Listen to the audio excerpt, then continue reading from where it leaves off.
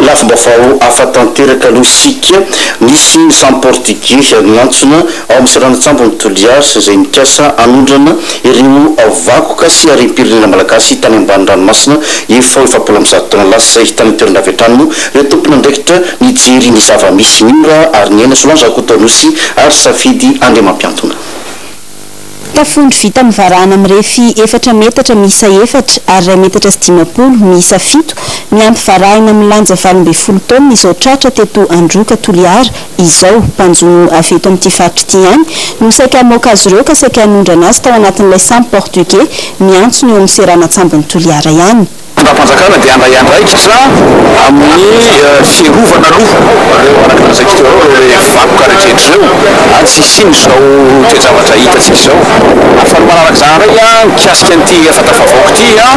dia hitanareo fa afatanana tonjato maro tao anaty ranomasina tao ary ilainy zany ny fanamboarana sy fikojakojana azy fahatelo io zany tsy maintsy jerena miaraka amin'ny ministera namana toy ny ministera ny patrimoine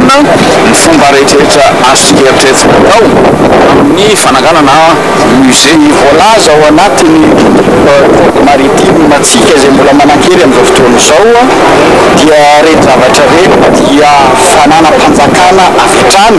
Araka ny lalàna fifehezana ny faritra masina dia voafaritra ho vakoka an-dranomasina izay entana na fitaovana ny ambanin-dranomasin'ny faritra Madagasikara ka mihoatra ny 30 taona ny janonany tao ary ny fanjakana malagasy